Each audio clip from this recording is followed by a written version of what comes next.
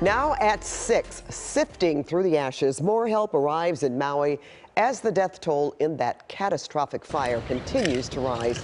Good evening and welcome to KCAL News at 6 on CBS Los Angeles. I'm Pat Harvey. Tonight, the death toll in Maui stands at 67. More than 1,700 homes and buildings burned in the fire. 80% of Lahaina is destroyed. Today, for the first time since the fire moved through, some residents were allowed back into the town to check on their properties. And while some return, search and rescue teams are still going house by house, looking for any possible survivors and more victims. The Hawaii National Guard has been activated, and crews from Riverside and other parts of California are on the ground in Maui as well. And the need is great for food, water, and basic supplies. A donation center set up in Maui has been full of evacuees, picking up everything from water bottles to baby powder and toothbrushes.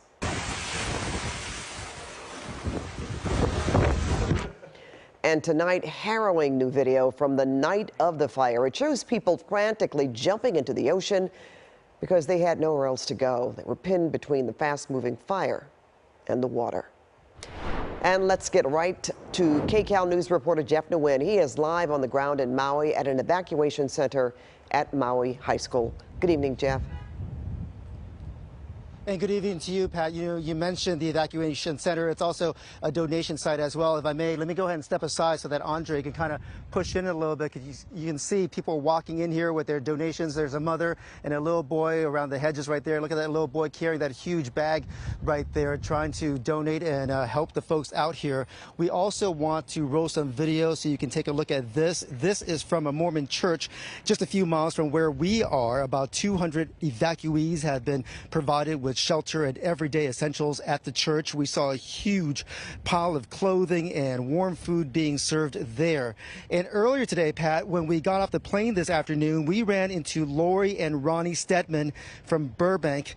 They were part of a mandatory evacuation order the other night. They spent last night sleeping on the floor at the airport before they were able to catch their flight home today.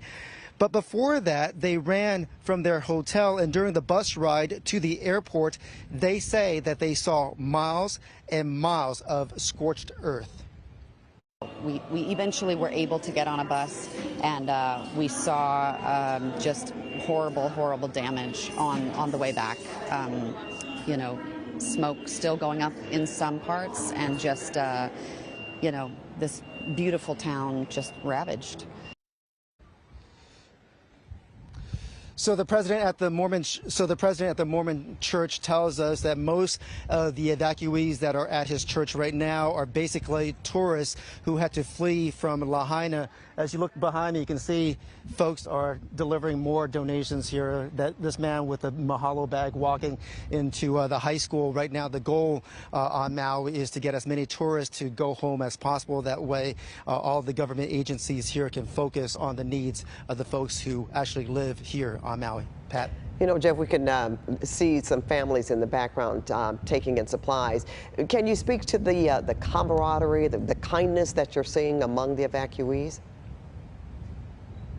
Yeah, Pat, you know, because of our relationship, I know that you're very fond of Maui, and you know about the aloha spirit here.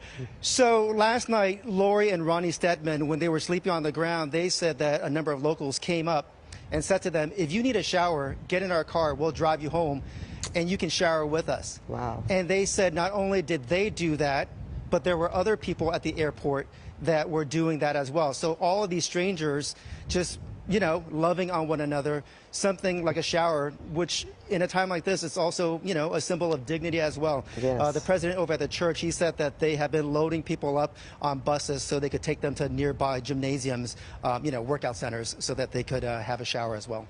You know what, Jeff, well, as tragic as it is, you're just showing why so many people like to go to the island in the first place, because it is of that human kindness and the spirit that you feel. So we're sending our best wishes to everyone out there and to you as well. So thank you so much for telling their stories, and we'll be talking with you in the days and nights to come, Jeff.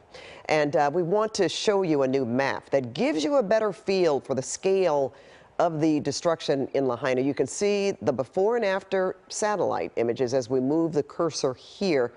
Entire neighborhoods just decimated. Again, officials believe at least 1,700 homes and buildings were destroyed, 80% of the town leveled by flames. And there have been questions about whether or not people in La